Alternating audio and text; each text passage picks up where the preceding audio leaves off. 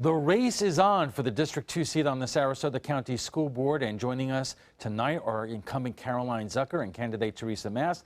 Thank you both for being here. Thank you for having us. I guess you have done a number of debates, so you should both be old pros about this right now, but it's such an important thing for people to be able to make informed decisions, especially about the school board, because after all, you're helping educate our kids. So I want to thank you both for coming in.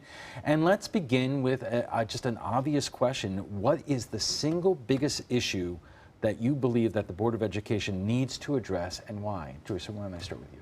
Well, I think if you ask here locally what the biggest issue, or it seems to be the hottest topic right now, is transgender. That was going to be question number 2. But I get asked that every single day, knocking on doors, phone calls, emails, public speaking, and everyone's asking about it. And so that is definitely near and dear to a lot of people's hearts. And it's not just the bathrooms, but it's the locker rooms, and then it's field trips, and it goes on and on. So that's definitely top on the list every time I make a stop. And what's your position? I believe that the birth at your gender and your birth certificate is the bathroom that you should be using. Now, I believe that you've taken a modified position on that.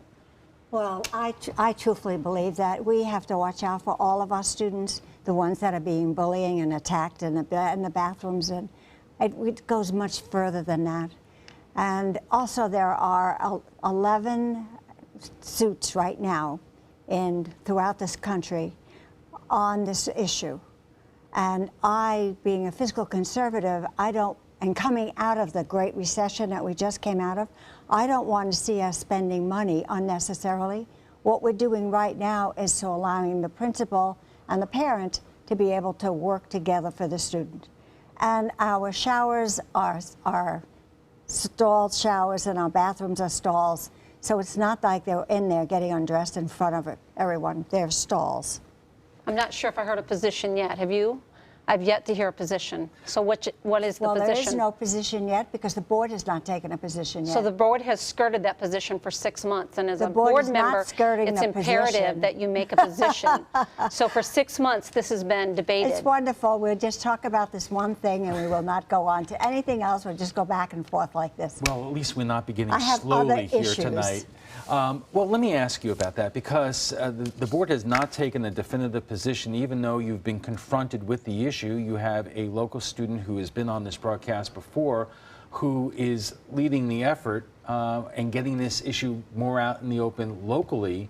And, you know, the situation was addressed in terms of them, but not in general. Why not, as a school board, make a decision in terms of one way or the other? But after all, there was a directive from the federal government about what school boards should do. Yes, the federal government said that we should allow a transgender student to use the bathroom of their choice. That's what the federal government said. Now, I know if we go that way, we're going to be sued. If we go the other way, we're going to be sued. So should I spend $200,000 to $500,000 defending this when it's going to go to the Supreme Court? I did ask the board this last week to have a discussion at our next workshop in September. So we are going to discuss it as a board. Interesting enough, Frank Kovac asked for it to be brought up sooner than that. And obviously, for whatever reason, they don't want to address it until September after the election. So that's very interesting to me. Caroline, would you like to see the board stake out a position and a policy on this issue? Yes, but at the same time, I don't want to see us spend X amount of money.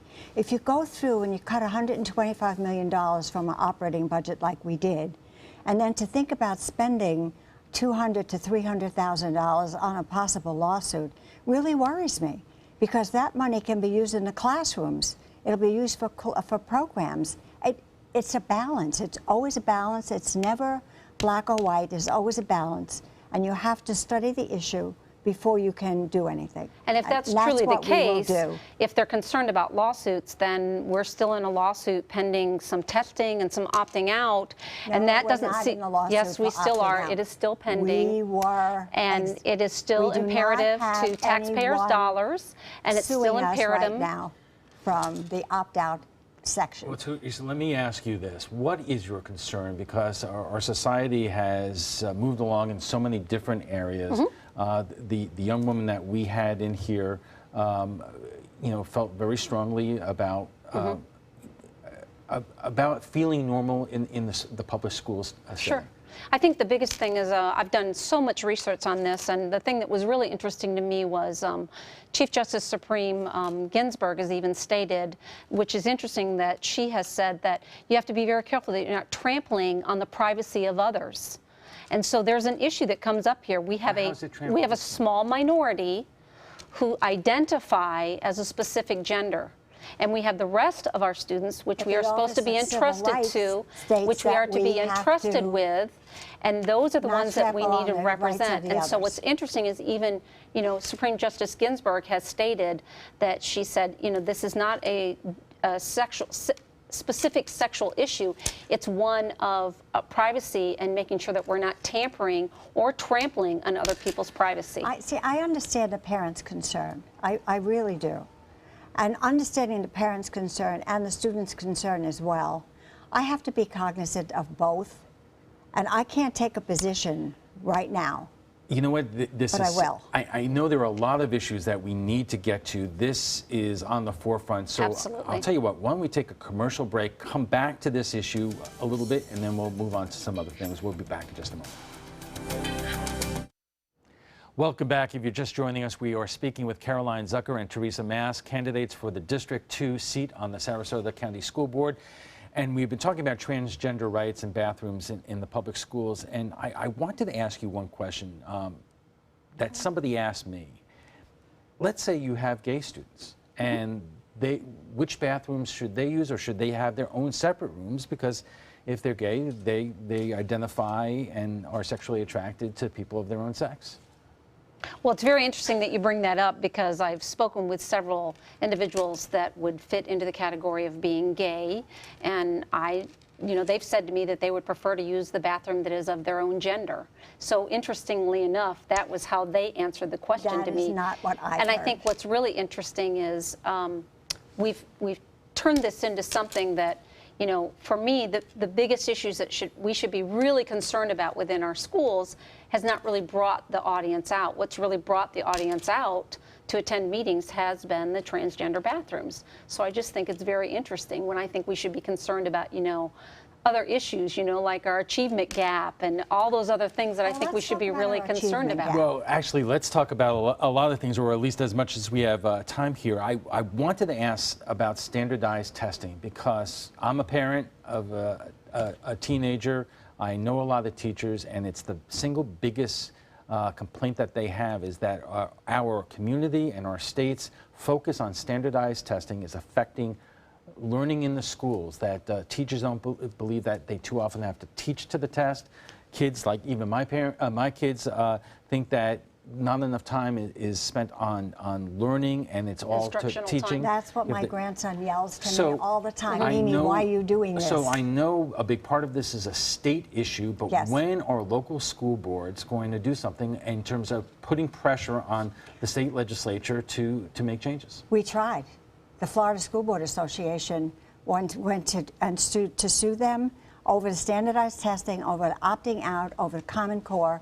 And what happened is that the legislators retaliated against the Florida School Board Association and against the education in general.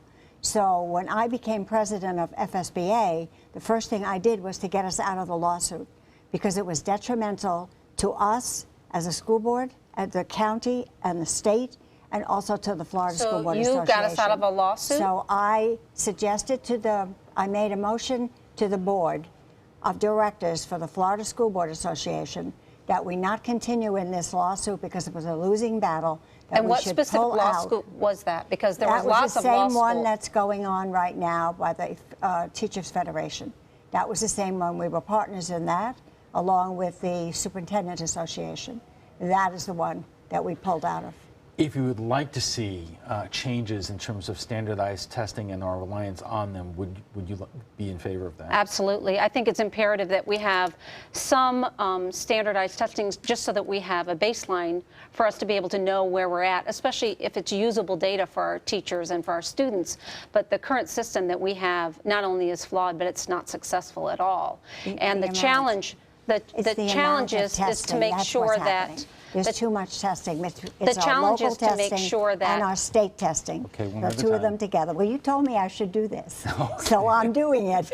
So back to what I was saying, the imperative thing is that make sure that I'm very much in favor of about 5% of the school time being used for testing. The rest should be instructional time. All right, here's another question, and that is about the schools themselves, because it's estimated that we're going to need at least 6 new schools over the next 10 years, and that impact fees, which are supposed to pay for this kind of thing, are not sufficient as they stand now to do so. So where does the money come from?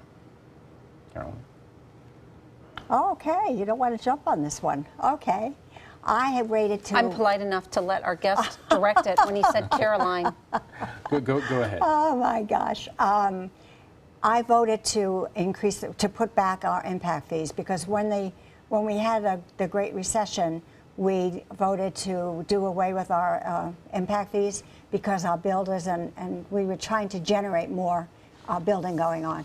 But now it's time for us to put it back, and that's what I voted for, to put it back at 1/4%, 26. Anyway. Which is what it was previously before the recession. Which is why we had to do this, because we know that building is coming, but it's not coming right this minute. Teresa, that's the problem. Would you be in favor of increasing impact fees? I think it needs to be very measurable. The challenge is this: when you go to move forward, you have to make sure that the data is current to show that we have that growth.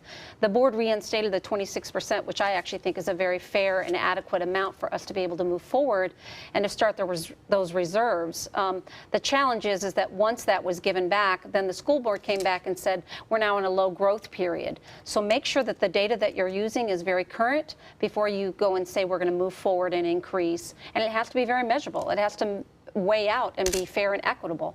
We had 2 reports in front of us. One was from the developers and one was from staff. And the one from staff is the one that's told us that we should increase, that we're going to have all of this growth. And the one from the developers told us we were not going to have the growth, that we didn't need it. All right. So we looked at both those reports. Again, you need current data. That was current data. No, it was not. It was current data. All right. I want to get to at least 1 or 2 more topics while we have time. The achievement gap. I mean, we have A-rated schools in Sarasota County. We're blessed by that. It's a lot of hard work by a lot of people, but there is a gap in achievement. What would you do, Teresa? Well, the biggest thing is we need to not only identify, but we have to be very transparent about the fact that we do have some inequitabilities when it comes to our minorities. And you have to identify it, and you have to be willing to talk about it and not try and, just say, we're grade A schools. What do you do about it? Well, the first thing is once you identify those Title I schools, you make sure that you're allocating more dollars in those areas than some of the other schools. That's how you bring them up. That's how you give them the programs that you need. You have public-private relationships like the Eagle Academy. You have the foundations that are putting in all kinds of dollars that help with the homeless. Poverty is directly related to our achievement gaps. Caroline, quickly, because I want to try to get in another question. Well, we do have programs that we put in place, and we've put them in place. The Eagle Academy is one of them, but then we're doing the same thing in Tuttle Elementary, Gosho, and Emma E. Booker, and we have 3 programs going in South County as well. Finally, we recognize the need for... And I guess this has to be a real quick question, but we have A-rated schools, but there's been a move to expand vouchers. Why not keep the money in the public schools instead of taking it out of it? Well, education is one opportunity for fair and equitable education, and the more diverse you have, the better opportunities that you're providing for your community. So when it comes to our public school systems, we have great ones, but we could have the best of the best. And charter schools also provide a fair and equitable education at about half the cost of a public school system. Caroline, I'll give you the last word. We have great charter schools here in Sarasota, Great. and we do because the board charters them. And we do not charter schools that we feel will not be effective for our kids. And we share our referendum and our capital dollars with them. And that's how we can stay in control of who's chartered and who isn't. And we'll have to leave it there. I want to thank you both for coming in Thank tonight. you for having us. Our pleasure, and we'll be back with viewer comments just in a minute.